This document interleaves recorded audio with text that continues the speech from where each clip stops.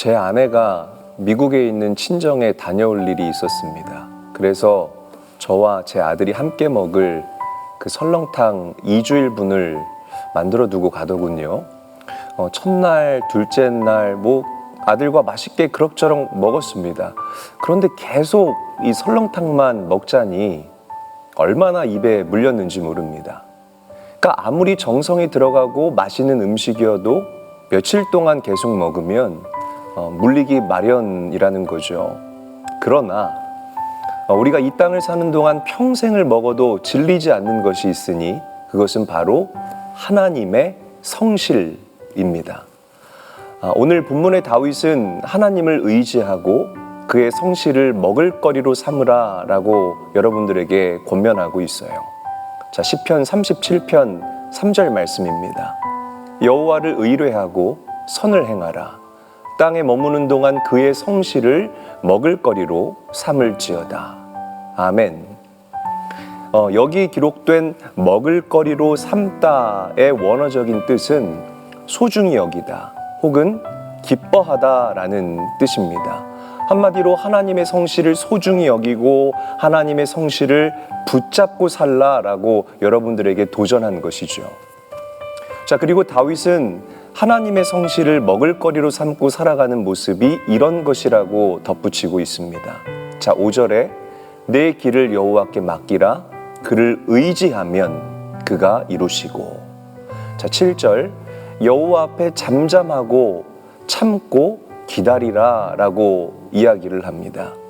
그렇습니다. 하나님의 성실을 먹을거리로 삼는 삶이란 내 뜻보다 하나님의 뜻을 먼저 앞세우고 내 삶을 하나님께 맡기고 의지하는 것입니다. 이런 사람이 결국에는 선함으로 악함을 이기며 살게 될 줄 믿습니다. 여러분, 잘 맡기는 것도 복이에요.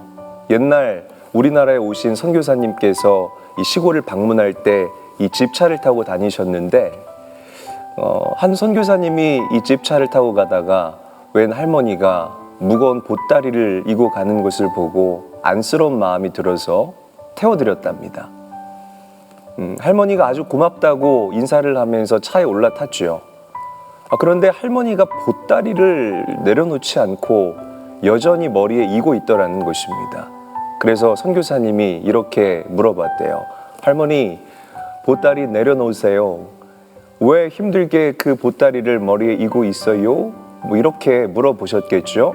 그때 할머니가 이렇게 대답했다고 합니다. 아니, 무슨 말입니까? 내가 이렇게 차를 얻어 타고 가는 것도 죄송스러운데 어떻게 보따리까지 내려놓겠습니까? 라고 말씀하시면서 끝내 보따리를 머리에 이고 계셨다는 것입니다.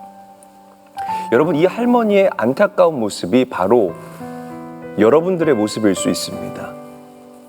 우리의 삶이 어려운 형편과 상황에 이리 치이고 저리 치이는 마치 무거운 보따리를 짊어지고 가는 버거운 모습일 수 있습니다. 그 여정 가운데 날 구원하신 하나님, 정말 찌푸와 같이 나를 가볍고 가뿐하게 하시는 하나님을 여러분들이 만났다면 하나님의 성실하심을 믿고 그 무거운 짐 내려놓고 맡기며 자유할 수 있는 성도가 되어야 한다는 것이에요.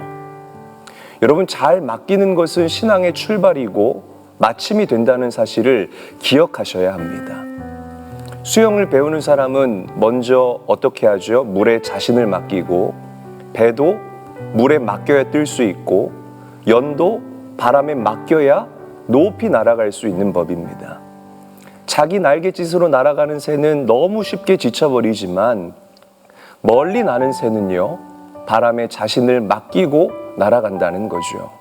영적으로도 똑같습니다. 다른 것이 없습니다. 가장 초보 단계가 하나님께 맡기는 것이고 얼마나 많은 것을 맡기느냐가 신앙 성숙의 척도가 된다는 것을 여러분들이 기억하셔야 할 것입니다. 사랑하는 성도 여러분, 시대가 악하죠. 코로나 이후 여전히 어렵고 힘든 시간을 우리가 지나가고 있습니다. 그러나 두려워하지 말고 낙심하지 마십시오. 하나님의 성실을 먹을거리로 삼으시고 우리의 길을 하나님께 맡기며 살아가면 하나님께서 처방해 주시고 이끌어 주시고 가장 좋은 길로 여러분들의 삶과 인생을 인도하실 줄 믿으시기를 바랍니다.